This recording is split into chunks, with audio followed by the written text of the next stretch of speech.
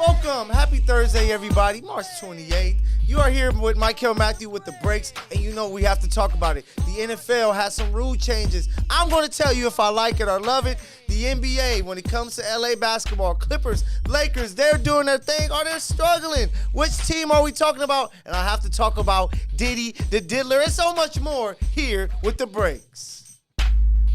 These are the breaks. These are the breaks. You know what it is.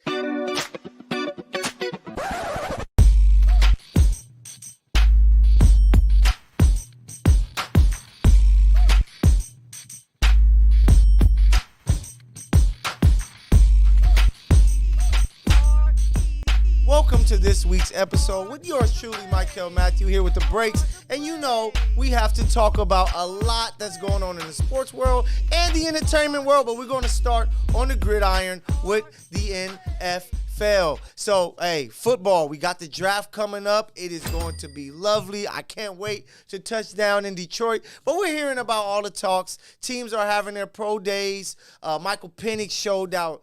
Jaden Daniels is doing his thing. But I'm letting you guys know, be ready. There is a trend that is going to be starting up, has started up, and is going to continue as years come, where you're going to see less and less players actually work out when it comes to these pre-draft evaluations. You look at guys like Marvin Harrison, who said, I don't need to work out. I'm already a guy that's mentioned as a top 5 player. What more do I have to prove and show to you? And it's different times. I know growing up, you saw the best players do everything at the NFL Draft Combine. You saw them at their pro days. But now these guys are like, I don't need neither. I put the tape out there.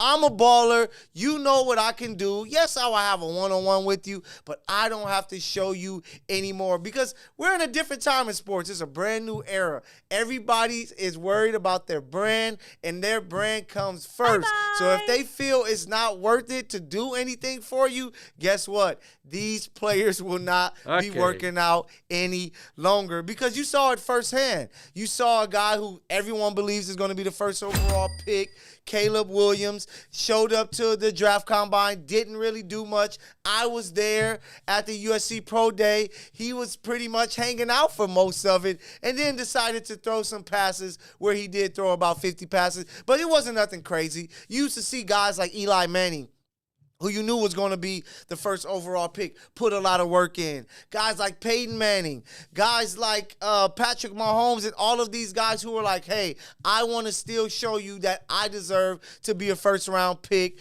I deserve to be a top 10 pick or higher. But you're not going to see it anymore. The game has really changed. But we're so, close to the draft. I'm very excited for it, and I know that you guys are as well, so I can't wait. But we have to talk about Caleb Williams because Caleb most likely is going to be the first overall pick unless something out of this world happens. But the talk has been about Caleb Williams because we saw the video. He was there at the USC women's basketball game. He was showing love, and he had a pink phone case. And it's crazy to me that we even discuss this and that we're so deep into everybody's lives when it comes to what they do away from the game, where only reason why we know Caleb Williams is because he's a great quarterback. He was a great freshman coming into Oklahoma. He was a Heisman winner at USC, and that's what matters most. The fact that everybody want to dive into this guy's personal life, I don't care, and you shouldn't care either.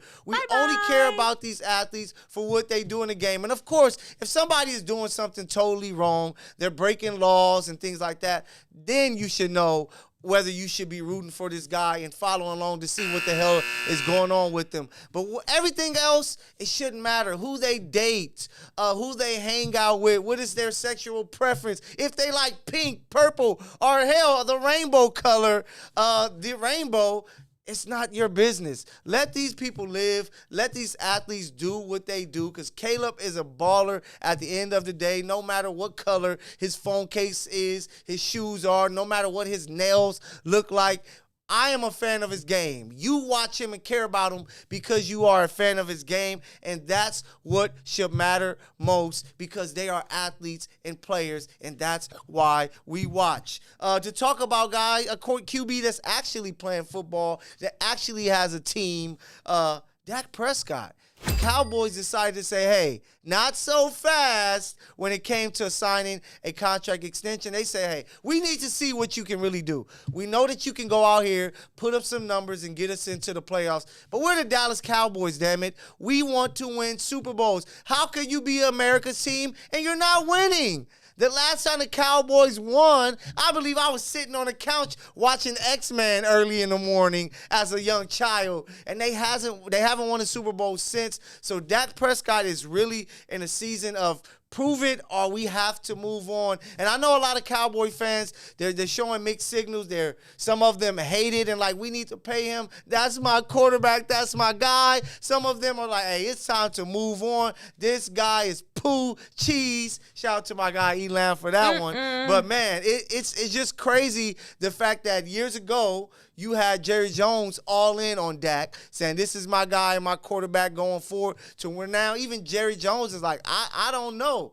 Hell, would you be surprised if they make a move for one of these young quarterbacks? It would be crazy, but you have to remember, the Chiefs was a team that moved up. They had Alex Smith, who had won divisional titles for them. They said, damn it, we have to move up. We want to take that next step. We need a different signal caller. They traded up from the late 20s to the 10th pick. They take a Patrick Mahomes. If you were the Cowboys, is that crazy for you to go up if you believe in a Jaden Daniels, you believe in a Drake May, you believe in a J.J. McCarthy, a Michael Penix, who just showed you he can run really fast as long as all of the skills that he has as well? Like, if you're the Cowboys, if you don't trust Dak that much, I will really look about making a big-time deal to get one of these quarterbacks if you really believe in them, because they need to make that next step, and I just don't think that Dak is the guy. I'm with you, Jerry Jones, to have your doubts. I've been saying it. Dak is your Alex Smith. They need to find their Patrick Mahomes so that they can make a push for the Super Bowl. So, hey, it's time for a little break it or leave it. I talked to it about you in the intro about a change. The NFL is making a change to the kickoff rules, and I'm going to tell you this right now. Break it or leave it. Damn it, I wish that they would break it because I hate it. I'm not a fan of this change. I know it looks cool when you check out the XFL game and you see that, but it takes away from the Dante Halls, the Devin Hesters, the Deion Sanders when he was back there, the Tyreek Hill. The kickoff was fun. The only problem was they moved it up. They made it so easy for kickers to just kick it out of the end zone. They should have left it as it was, move it back to the 30-yard line where they had it prior, and it would have gave us more opportunities. But this new look, I just don't like it. It's too different. It's not happening in college football. It's not happening in high school. Hell, it's not happening in Pop Warner. Why not leave it as it was, but just taking it back in time? And I know the NFL is all about making changes and doing different things, but I do not like it. So you guys let me know. Should we break it? Should we leave it? I know how the NFL like to change things year in and year out. I'm hoping that they only let this stick around for this one season and they can go back to the 30-yard line and make the kickoffs look like what we used to see at the beginning of every game. But hey, I hope you guys are enjoying it so far. You know I got more for you. The Lakers, Clippers, LeBron James with his new podcast. We got all of that and more after the break.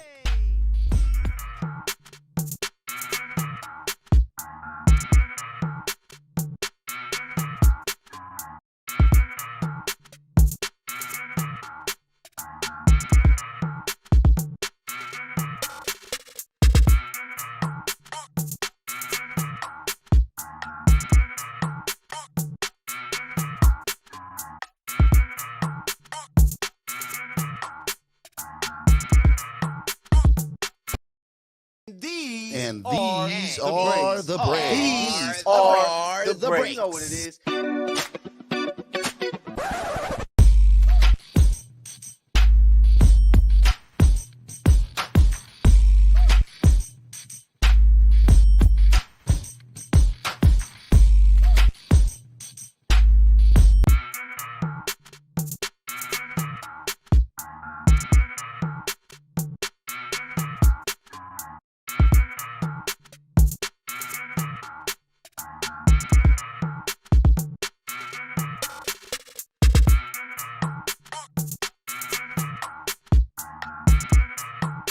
Profanity Nation. A podcast for the fans, by the fans. Dive deep into the topics the other shows miss, raw and uncensored. And he's going to play team ball. His legacy is at stake. Rare, hard-hitting interviews with players, coaches, and you, the super fans. I'm not hating. I'm like, okay, cool. Good. 3 championships in 5 years. He's more than good, bro. Profanity Nation. Listen live or subscribe on your favorite podcast platform. Powered by Jesse Brown of Keller Williams.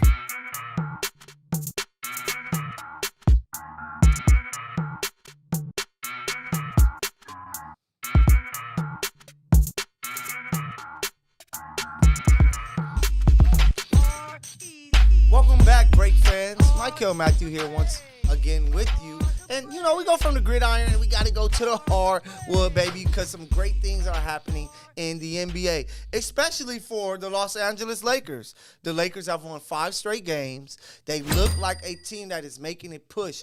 Since February 1st, the team is 17, 18, and 10, playing some really good basketball. They just picked up a huge primetime win, defeating the Milwaukee Bucks in a classic double overtime game. The Lakers are 6-4 without LeBron, playing 4-1 in the last 5 games without LeBron. They have the best record for any team other than the 2011-2012 Heat.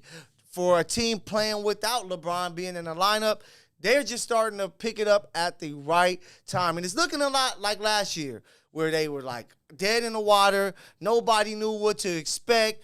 The experiment with Russ clearly was a failure. They made the trade and they made a push to go to the Western Conference Finals. They're looking like that team once again. Anthony Davis, we know we haven't really heard much about load management when it comes to him and Kawhi and many others. But that guy, when everybody laughed at him, when he said, I'm trying to play 82 games this year, and he may not get it, and he's probably not going to, but the fact that he's even close, he's playing some great basketball, looking really good lately. The way that he was able to attack and go back and forth with Giannis and winning that matchup with a 30-plus point game, 20-plus rebounds, huge blocks. Like, he is looking like our coach, too, the player that he was in 2020. And the last time he looked like that, the Lakers won an NBA championship. So we have to keep our eyes on this Laker team because D'Lo has played some great basketball, and I'm hoping going forward that they find a way to keep him engaged. I know LeBron likes to be on the ball. Austin Reeves, who is playing some really good basketball, likes to be on the ball. But D'Lo is a guy that's been an all-star, was able to lead a team to the playoffs as the guy. If they could keep him engaged, Austin Rivers plays well. Rui Hachimura, who was playing some great basketball, everybody is going to have to look out for this Laker team led by LeBron James and Anthony Davis. And, you know, of course you have to look at health because they are an older team with the guys at the top. But, man, they have the pieces. You have a star wing, you have a star big, they have shooting, they have defense. And if they can get healthy, it sounds like Gabe Vincent may be back next week. It sounds like Jared Vanderbilt may find a way to get on the court. If these guys can get healthy, I'm telling you, you do not want to deal with the Los Angeles Lakers in the playoffs. You better hope that they find a way to mess everything up and lose without getting in with a play-in game. But if they can get into the playoffs, other than the Denver Nuggets, who are you really fearing as a Los Angeles Laker fan? And, you know, you heard FS1's Nick Wright says, hell, give the Lakers Denver in the first round. Why not try to get them right away? Because that's the only team that can beat you. And if you can somehow knock them off in the first round, you're the favorite. And Nick Wright, I usually don't agree with Nick Wright other than his Chiefs talk. But I'm going to agree with you here. If the Lakers can somehow get Denver early and catch Denver slipping and knock off Denver in the first round, the Lakers clearly become the favorite in the Western Conference Finals or in the Western Conference going forward because you have LeBron, because you have Anthony Davis, and that means that the other guys are playing well. So NBA, I know everybody talk about the Lakers or not, and Kendrick Perkins, you know, he hates on it. So why are we talking about a team that's in the 9th seed? Because when a team is this scary and dangerous, and we know that the Lakers are built for the playoffs, you have to beware of that team. So, hey, look out for the Lakers. But to talk about another team when it comes to L.A., the Los Angeles Clippers. At one point in the season, I know I said it. I was saying, hell, this may be the best team in the NBA. They're built for the playoffs. They have a championship guy in Kawhi. Okay. You got Paul George, James Harden, Russ, Norman Powell, who I've been screaming that should be the sixth man of the year. But they just don't look the same. After going 26-5 from December going up into the middle of January, something is not looking right. Russ has returned. Everybody was screaming out, man, when Russ returns, he's going to bring that leadership, that athleticism, that backup point guard that if James struggled. But they barely defeated the Sixer team. Actually, it was a very controversial win. I don't know whether it's a foul or not late on Kelly Oubre. It's up to you, Twitter officials. But they just don't look the same. The bigs are struggling. Earlier in the year when they went on that run, Zubac was playing some of his best basketball of his career. Daniel Tice looked like a nice piece, spreading the floor, playing some good defense. But the bigs are struggling. James Harden is back to looking like James Harden on defense to where, yes, he might go and close out and play some good defense against his own guy like he did in Portland versus Kawhi. But against anybody in the opposite team jersey, he is poo cheese once again, like I stated earlier. So he has to get it together. And Ty Lue, some moments I'm there in the arena or watching him on TV, and I'm like, hey, this team look like they're not responding to Ty Lue like they did earlier in the season. And can they turn it around? Of course they can. They have vets. They have talent. They have what you need to win a championship. But right now, it is looking very tough. So LA Hoop fans, you guys let me know. Who are you more confident in out there right now when it comes to this season? Are you more confident in the Lakers to make a late season run or the Los Angeles Clippers? Because right now it is looking tough for the Clippers. So I spoke about LeBron James earlier, and LeBron James, of course, has a dope new podcast, him and JJ Redick. They have their podcast, Mind the Game Podcast, which is dope, where they break up, talk about the game, break down different terminology and things when it comes to basketball. But they said something that blew me away that I totally disagree with, and it comes to LeBron James talking about a bag. And he came out and said, I don't want to hear nothing about having a bag and what it can do. It's 5-on-5 basketball, and that's what matters. Boom! A bag is important to me. A bag is key because when it comes to late baskets, you have to be able to beat a guy one-on-one. Yes, we all know the game of basketball is 5-on-5, and that's what you're playing with on the court. But when it comes to those late moments in the game, the reason why guys like Kyrie, like Michael Jordan, Kobe Bryant, Luka Doncic, and these guys, Dame, can make these clutch plays is because they have a bag. They have moves that they know that they can go to get them easy buckets. And for a guy like Bron, who people talk about who say he don't really have a bag, and sometimes I agree because he's so physically gifted, the most physically gifted basketball player ever, he's like, I didn't need to have everything like these other guys. So when you're a guy like LeBron, you don't need to have everything because you're so strong, you're so big, you're so athletic when you're attacking the basket. Having a bag is not a primary thing to you. But believe me, Bron has enough of a bag. He just doesn't have a bag like some of these other guys that have to. But it's a key component to a great basketball player because having a bag leads to easier buckets, leading to you not have to work as hard. So y'all let me know, man, am I a LeBron hater? Am I hating him that much that I'm hating on his take about a bag? Because I think it's important. I still play basketball here and there, and you have to have a bag to go get a bucket if you're not as athletic. So you let me know, do you guys agree, disagree? But hey, we got more here at the breaks. My favorite part is coming up, and I get to break out. So make sure that you tune in with more here with the breaks.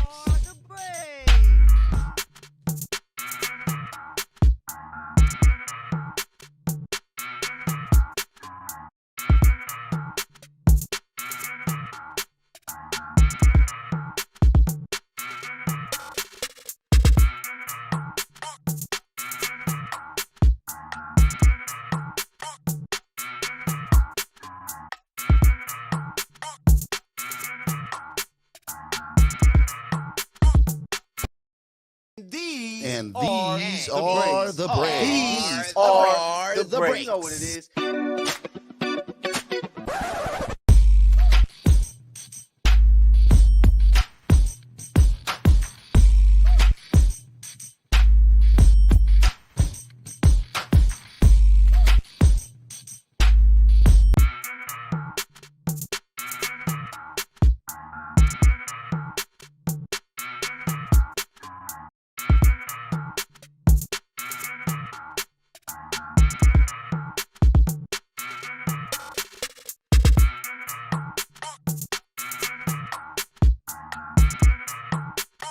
Profanity Nation.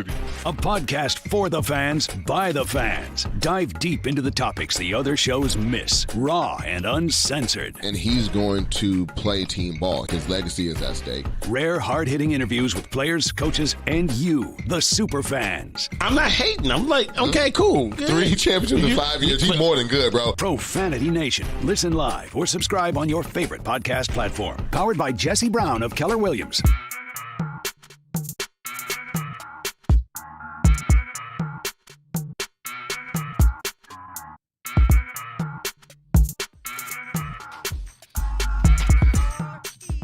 We are back. Thank you guys for staying with me here with the breaks. One and only Michael Matthew. So, I just talked about a bag. We were talking about LeBron, his podcast. You guys let me know still what you think. I still think having a bag is key in doing basketball the right way and making the type of plays. Making the game easier for yourself is needed for you to be great. But I got to talk about somebody who hasn't made things easy for themselves. Somebody who's breaking all the rules. And this guy may have been breaking the rules a long time ago. And the guy that I'm talking about, he's not in the sports world. He's in the entertainment world. His name is Diddy the Diddler. Diddy had his home raided last week. His sons were handcuffed. He's everything on social media a lot. It's so much about Diddy and everything that went on. And if you don't know, go and look up the research because I'm not here to bash him and call him a horrible person. Everybody else is doing that already. I'm here to say, Diddy, whatever you did, whatever you're doing, why? You had everything. You had big-time hits. You were working with big-time artists. You were one of the big names, and it shows you. No matter what your name is, how big you think your star is, you are never too big to be brought down. So stay away from breaking any rules. Try to make sure that you're squeaky clean. Get yourself together because if not, I know one person for sure who's going to be talking about you, and his name is 50 Cent. He is going to make sure that he comes out and he lets everybody know this person has issues. He even tells you before it even comes up. So when it happens, he's bringing it forward, but it's just a sad situation with Diddy because he's such a big music mogul. He's such a big-time guy from the 90s to the 2000s to the 2010s. He even now, in the 2020s, he dropped the album, his Love album that he had. It's a sad situation. Because growing up in the 90s, seeing Bad Boy in the run that they had that gave us Biggie, Craig Mack, Mace, Lil' Kim, 112, Shine, so many stars, and all the work that Diddy was able to do to see the things happening, the things that you are hearing about Diddy. It's you kind of hope it's not true, but it seems like when it's so many things that's being said and it's all seem like it's combining to be the same thing about a person, you have to believe it, and it's just a scary situation. So I'm going to be following that situation and talking about it going forward. I know a lot of you out there are going to be doing the same, so make sure you always tap in because I'm going to have something to say about the diddler. Let's hope that justice is served in that situation. But it's time. My favorite time of every show, and that's to break out with yours truly, where I can talk about anything that I want to talk about. That's away from the sports world, or maybe I could keep it there just like I'm going to do now. Shout out to Ice Cube, who said, hey, I got this bag, right? We talked about the bag already, but he said, I got $5 million for Caitlin Clark, who is playing in one of the greatest, I would say, NCAA women's tournament and has a chance to win a championship this weekend. He's like, I got $5 million for you to play in the Big Three. And, hey, if I'm her people, if it fits around the WNBA season, I go and get that money. I would tell them, hey, we only want to play this many minutes. Let's do this. She's going to be playing with some guys that can only, I feel, help her get better. So it would be a fun experience. And go and get that bag, Caitlin Clark. That's what it's about. So shout out to Ice Cube for that. Shout out to the MLB. The season is here. It started off. Mike Trout hits a homer in his first game back. Ohtani first game with the Dodgers. Yankees with a comeback win. Baseball is here, and it's going to be a long season, so make sure that you guys are ready for it and ready to enjoy. Make sure you tap in to MLBBro.com as well so you can check out all of my work there. It's going to be fun with this baseball season, but let's get away from sports. I'm more than just a sports guy.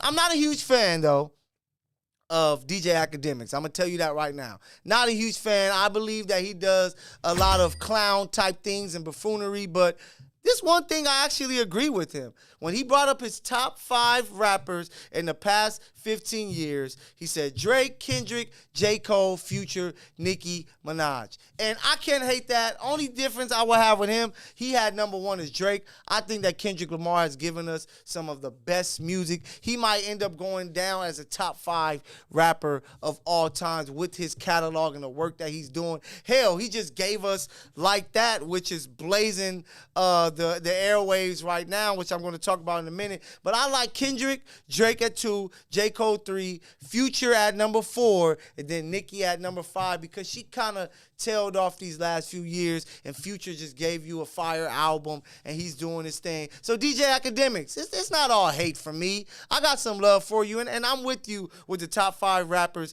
in the past 15 years. Let's go. We got Metro Boomin, Future. Their album is number 1. They are doing their thing. They are back. This beef with Drake, I don't know if it's real or not or what the hell is going on, but he has a number 1 record, and the single Like That is great, great, great. It took over last week. It's still blazing the trail. Damn it, we still haven't got a return disc from Drake or J. Cole, and I think they're like, hey, I don't know if we want that problem. K-Dot is a guy that can go into a lyrical bag like no other. Go back and listen to Heart Part 1, 2, and 3. Go back and listen to his Monster freestyle. The guy can go and give you bars. Yes, he can give you substance. He can make great records, great albums, but the guy can spit, and it's a problem that those guys are probably like, hey, man, I know we the first-person shooters, but we may not want to deal with this young bull from Compton, but I love it. I love this for hip-hop. The competitiveness is what hip-hop needs. Everybody's too friendly today.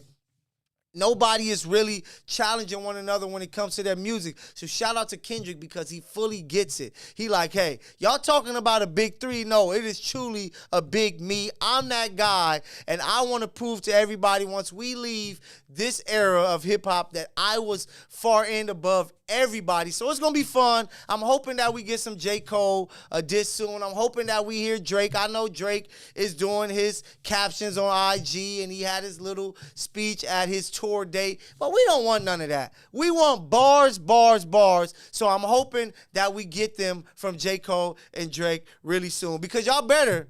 If not, y'all going to continue to get embarrassed online, and it's going to be bad for you and your brand. You know I got to show my love to my Disney Plus shows. X-Men 97, new episode is out, episode 3, and it is fire. It is the Jean Grey episode. Really dope. I'm so excited. If you haven't caught on to us, if you were a fan like me in the 90s, you need to tap in. X-Men 97, amazing show. I'm tapping in every week. Same with the Bad Batch. It's the final season. It is dope so far. You got a Jedi who pops up on this latest episode, so you need to tune in. Invincible, they're an episode away from their finale. Episode 7 was really dope on Prime Video. I'm tapped all the way in. Hey, if you're into these cartoon shows, hit me up because I can tell you about some heat that is going on right now. We got a new trailer for The House of Dragons Season 2. It's out now. Go and check it out if you haven't. I'm very excited for this show to come later this year because, you know, they gave us some heat in Season 1. Season 2 looks like it's going to pick up and be even hotter, baby. And I got to show love.